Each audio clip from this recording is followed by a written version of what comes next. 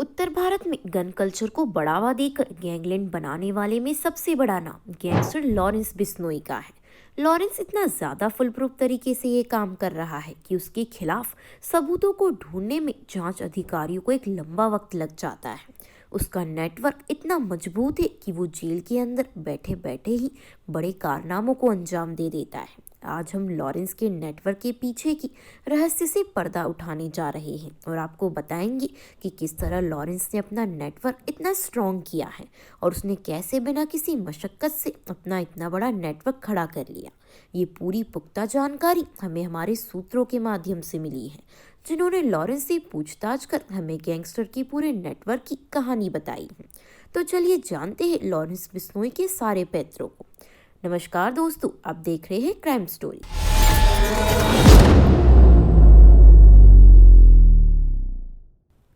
Lawrence Bishnoi ने चंडीगढ़ में छोटी मोटी लड़ाइयाँ करके और इक्का दुक्का जगहों पर गोलियां चलाकर क्राइम की दुनिया में अपनी पहचान बनाई। शुरुआत में लॉरेंस चंडीगढ़ के क्लबों में जाकर बाउंसर और मालिकों को धमकाकर अपना नाम बनाने लगा। उसके बाद जब वह आपराधिक गतिविधियों के सिलसिले में उत्तर भारत के जेलों में गया तो उसने सोशल मीडिया के माध्यम से अपना डर अलग अलग क्षेत्रों में कायम करना शुरू किया। सबसे पहला काम उसने किया कि दो मोबाइल नंबर थाईलैंड और मलेशिया से मंगवाए और उन नंबरों का स्कूल, कॉलेज, डांस क्लब, उन सभी जगह उसका प्रचार करवाया। लॉरेंस के पास इतनी ज़्यादा दौलत है कि वो जेल के अंदर जो कपड़े और जूते पहनता है उनकी कीमत लाखों में है।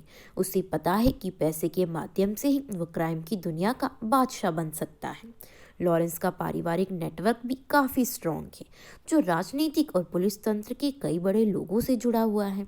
लॉरेंस काफ़ी शातिर अपराधी है, इसलिए वो जो भी काम करता है उसके सबूत मिटा देता है। वो ये सारे काम इनडायरेक्ट स्पीच में करता है। लॉरेंस बिश्नोई के क्राइम के किस्से सुनने के बाद उसके सोशल मीडिया पेज पर युवाओं की फैन फॉलोइंग बढ़ने लगी। इसके बाद उसकी टीम चुनिंदा युवकों को लॉरेंस की पर्सनल नंबर भेजने शुरू कर दिए। ये वही नंबर थे जो विदेशों से मंगवाए गए थे। इस पर वो भाई भाई के मैसेज भेजकर लॉरेंस से जुड़ने की बात लिखते थे। लॉरेंस कुछ दिनों बाद अपने लोगों को बुलाकर इन युवाओं को पिस्तौल और 6-7 गोलियां दिलवा देता था।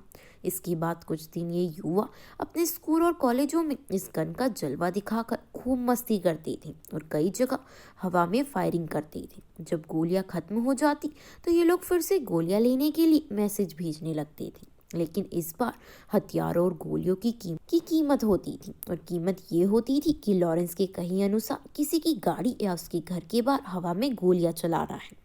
अब अगर इनके चेहरे की पहचान भी हो जाए तो ये पकड़े नहीं जाते, क्योंकि इनका जुर्म की दुनिया में रिकॉर्ड ही नहीं होता था और ये नाबालिग धीरे धीरे जुर्म की दुनिया में पहुंच जाते थे। ये जो भी कांड करते उसमें नाम लॉरेंस का होता था और कहा जाता है कि ये लॉरेंस के शूटर हैं जिन्होंने इस काम को अंजाम दिया है।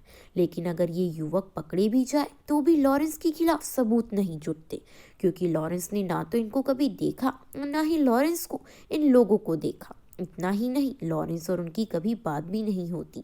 हथियार मंगाने के लिए लॉरेंस बिश्नोई किसी से मिलता नहीं था। उसके विदेशी नंबरों पर किसी न किसी हथियार सप्लायर खुद संपर्क करता था और बिना मिले ही हथियार सप्लाई कर देता।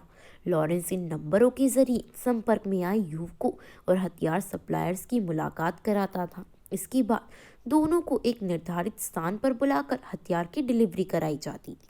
फिर नाबालिग युवक हथियारों की कंसाइनमेंट एक जगह पर रखकर चले जाते थे और लॉरेंस के असली गुर्गे उसे वहां से उठा ले जाते। तो इस तरह ना तो लॉरेंस इन शूटर के डायरेक्ट संपर्क में आया और ना ही हथियार सप्लायर के संपर्क में। नाबालिगों को मुफ्त में हथियार पकड़ाकर उनसे छोटे मोटे अपराध करवाता था, जिससे उनकी ट्रेनिंग अपनी आप ही हो जाती थी और वो पकड़े भी नहीं जाते, क्योंकि अपराध की दुनिया में वो नए होते थे और उनकी जानकारी पुलिस के पास नहीं हो। इसका भी पता नहीं चल पाता था कि किसके कहने पर ये अपराध किया और साथ ही धीरे धीरे वो अपने हैंडलर से पुलिस से बचने के गुर भी सीख लेते थे।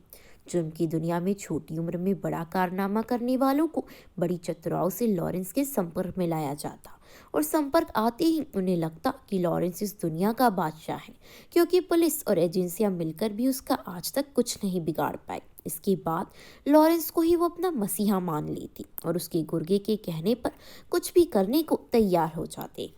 ऐसे ही जुर्म से जुड़ी सनसनीखेज वारदातों को जानने के लिए हमारे चैनल क्राइम स्टोरी को सब्सक्राइब कर लें।